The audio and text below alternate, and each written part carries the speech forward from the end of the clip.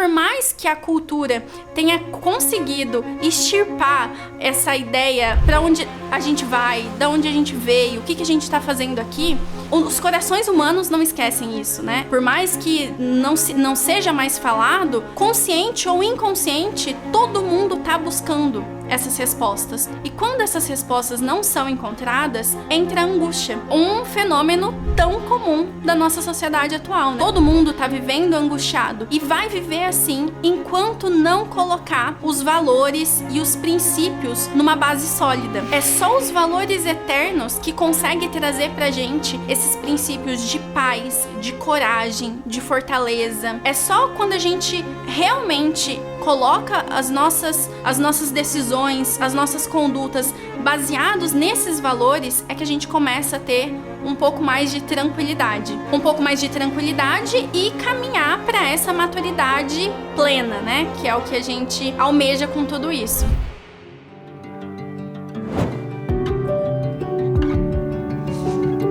Oi, meu nome é Gabi e hoje a gente vai falar sobre a maturidade, mas de um ponto de vista um pouco mais geral. Então a gente vai dividir esse vídeo em 3 partes. O que é a maturidade, as razões de imaturidade e a gente vai dar um panorama geral sobre a nossa sociedade, nosso cenário atual. Mas antes da gente começar, não esquece de curtir o vídeo e se inscrever no canal. Bom, quando o assunto é maturidade, eu gosto demais do ponto de vista do padre Rafael Llano Cifuentes. Ele coloca a definição de maturidade como uma qualidade da alma. Então é uma característica que a gente adquire e a gente pode se aproximar dessa maturidade. Mas ele também fala que a maturidade não é uma característica estática.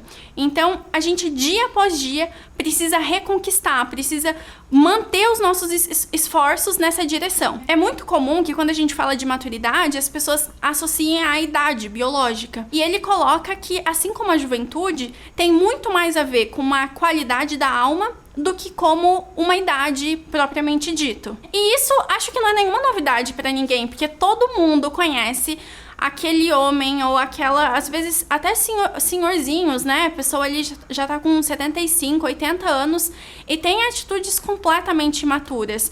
Às vezes a gente tende a pensar que porque a pessoa já é mais velha, vai ter alguma... A gente espera que a pessoa tenha uma postura madura, mas infelizmente isso nem sempre acontece. O que é mais comum, homens de 45 anos que ainda agem como um moleque. Assim como mulheres também, muito mais velhas, que se portam como menininhas em determinadas situações. Reforçando esse exemplo, só para que a gente realmente comece esse vídeo com a ideia clara de que idade biológica não tem a ver com maturidade. O que a gente está falando aqui não é essa maturidade biológica. Porque se a gente olhar do ponto de vista biológico, a gente é considerado maduro quando está pronto para se reproduzir, né? Mas a maturidade que eu tô falando aqui é algo muito mais geral. É como ele coloca uma qualidade da alma. Agora, entrando nas razões de imaturidade, ele coloca que tem, então, 3 tipos de imaturidade. O primeiro seria a imaturidade como uma paralisação em algum período da vida. Vou explicar. Então, é a pessoa que se cristalizou na infância ou na adolescência e manteve o mesmo padrão de comportamento na vida adulta. Por exemplo, uma criança, é natural que, ao tentar convencer os pais de algo que ela queira, ela chore e se jogue no chão. Mas se os pais respondem positivamente a ela, talvez ela vai cristalizar esse padrão de comportamento e ela vai levar para a vida adulta essa forma de agir.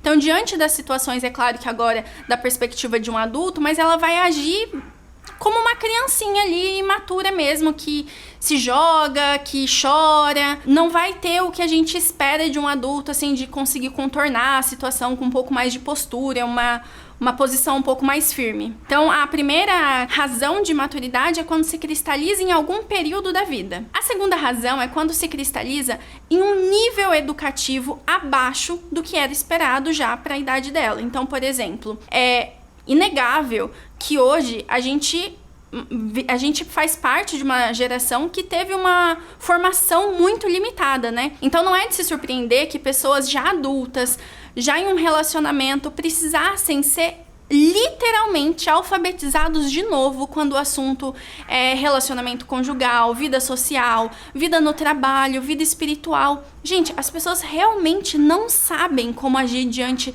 dos problemas. Às vezes até sabe, mas como uma regrinha de bolo, sabe? Não tem a habilidade de observar as situações, analisar e realmente entender o que a situação espera dela como um adulto, sabe? E a terceira razão de imaturidade é a principal, porque é a que a maioria da gente se encaixa, que é uma imaturidade só como um reflexo condicionado da sociedade que a gente vive. Então é como se a gente agisse de maneira imatura, não necessariamente porque a gente pensou e agiu aquilo de uma maneira individual e imatura, mas a gente só tá tendo um reflexo da forma que a gente vê todo mundo agindo, a gente acaba agindo também sem se dar conta de que aquela é uma maneira errada, uma maneira imatura de agir. Nesse ponto, no livro do Padre Rafael, ele coloca aquele exemplo, todo mundo já ouviu falar, né, aquele estudo do Pavlov, que não sei como fala, que ele tocava a campainha e dava carne pro cachorro. E aí, depois de um tempo, repetiu isso várias vezes, e aí o cachorro salivava quando tocava a campainha, mesmo sem ter a carne.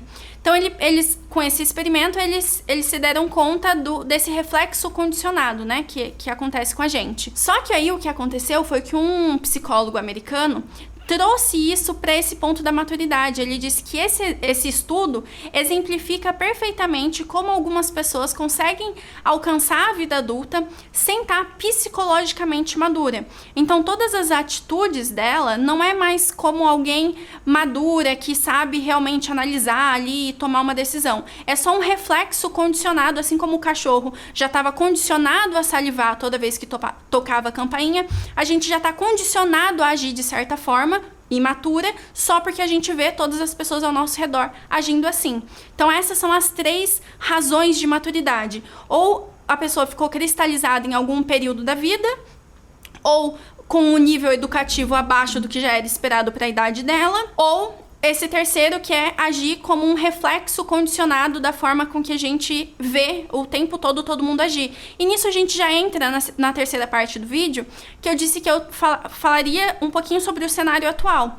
E aqui já teve um spoiler, né? Se eu falei que um reflexo condicionado da sociedade a gente age imaturamente, isso significa, então, que a gente está cercado de pessoas imaturas. E aí, ele coloca no livro dele, quando ele vai fazer essa análise da sociedade atual, ele fala que é inegável que a gente tem uma presença maior do que nas gerações anteriores por essa sede de sentido. Ele coloca fome de transcendência. A gente faz parte de uma geração que está buscando, a gente quer ter uma vida com sentido, né? Só que ao mesmo tempo que a gente está buscando, que a gente quer isso, a gente esbarra numa característica central da nossa sociedade, que é o subjetivismo. E aí disso, ele destrincha mais 3 características da nossa sociedade que vai fazer parte desse panorama central. Então ele começa falando sobre o hedonismo permissivista. Hedonismo nada mais é do que ter como a lei máxima de comportamento uma busca por prazer. É natural que a gente busque o prazer, mas o prazer não pode ser a lei máxima que rege o nosso comportamento. A lei máxima que rege o nosso comportamento deveria ser os valores morais, éticos, mas uma sociedade hedonista é uma sociedade que tem como lei máxima de comportamento a busca pelo prazer.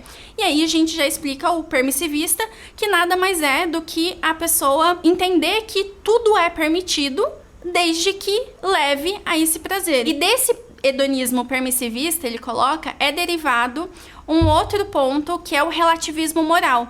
Então a gente começa a fazer parte de uma sociedade que já não tem mais o certo e o errado, já que tudo é permitido desde que leve o prazer, e o prazer é uma coisa muito pessoal, muito subjetiva, então começa a ter um relativismo sobre o que é certo, o que é errado, o que é a verdade. E aí a gente já entra mais das consequências disso, que é a frivolidade.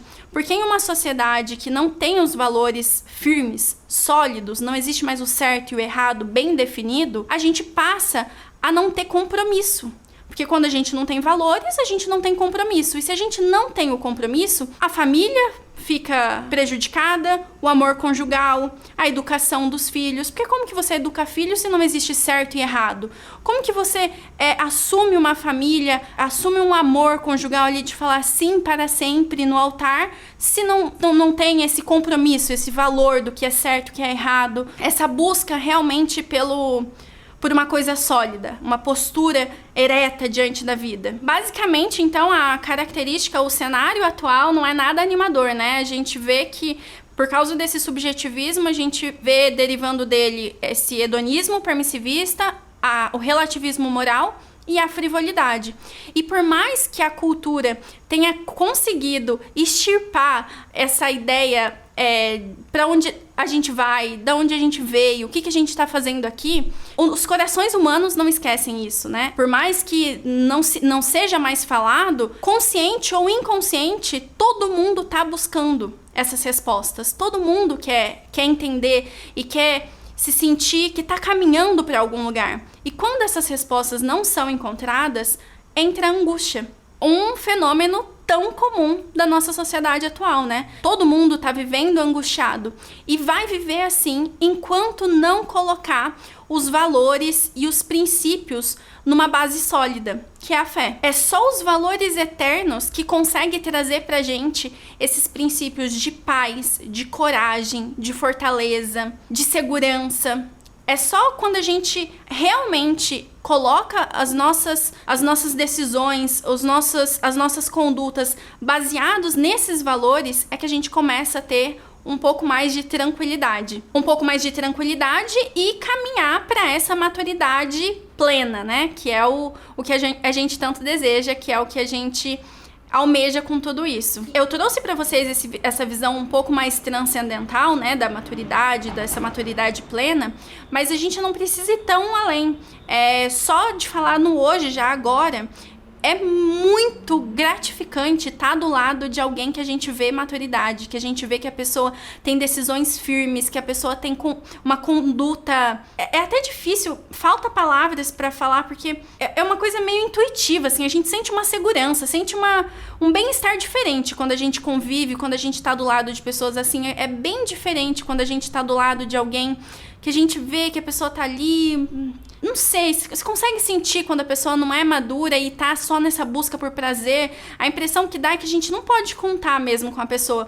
E eu tô falando tudo isso não pra gente apontar quem é maduro ou não, mas pra gente buscar desenvolver essa maturidade pra gente ser esse centro, esse suporte na vida das pessoas. Que tudo isso que a gente estuda, que a gente vê sobre maturidade, não é de jeito nenhum para apontar e para falar quem é ou quem não é maduro, de maneira alguma. É só pra gente identificar na gente maneiras de amadurecer e de ser essa rocha, ser esse ponto central na vida das pessoas que ama, que serve e que realmente contribui na jornada delas também rumo à maturidade delas. Como eu disse, esse assunto eu adoro. Eu ainda vou voltar aqui para falar sobre maturidade mais 1 milhão de vezes. Eu espero que vocês tenham gostado. Mais uma vez eu peço, não esquece de curtir o vídeo e se inscrever no canal. Um beijo!